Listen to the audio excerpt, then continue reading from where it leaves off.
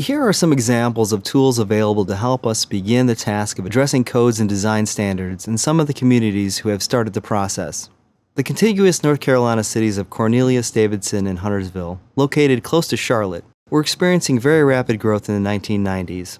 Working with a planning consultant, they decided to rethink their conventional zoning ordinances that focused on separating uses. For example, housing from shopping and offices, and try a new approach to regulating land development.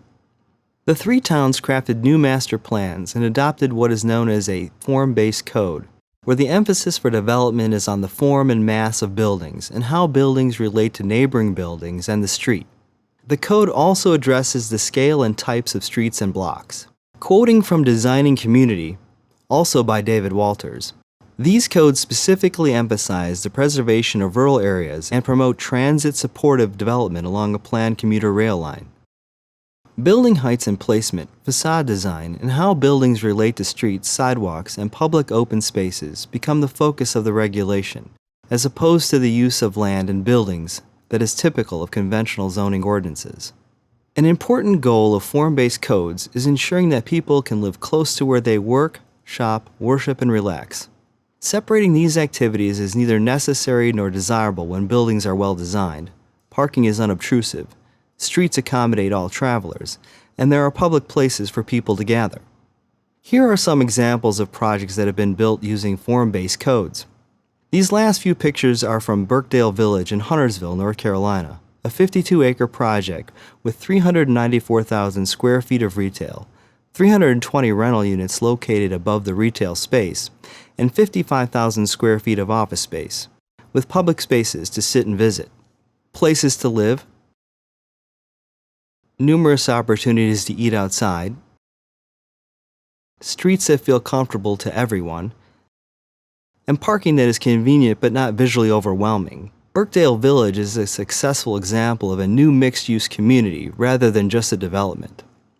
Here are some pictures from the Rosedale project in Huntersville, also built according to form-based code. Office buildings with apartments above face the public streets.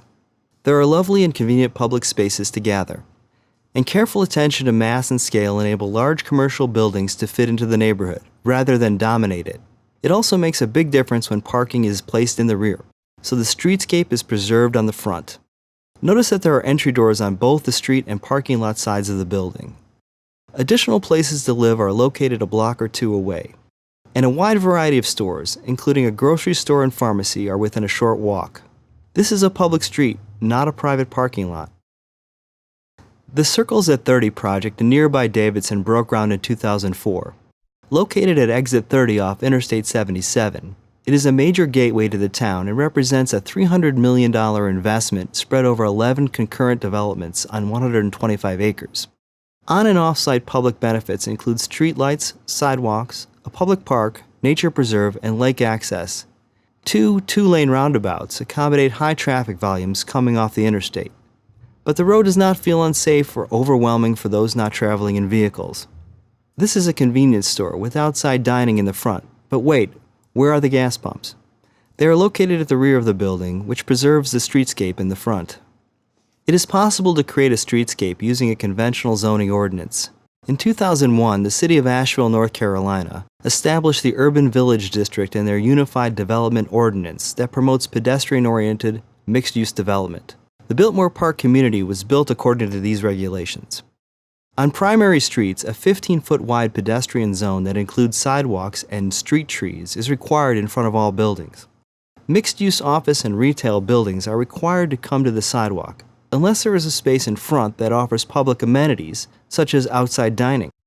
The first floor of all new structures in the Urban Village District must be designed so that a minimum of 45% of the length of the first floor street frontage incorporates windows, doors, or other openings to complement pedestrian scale activity.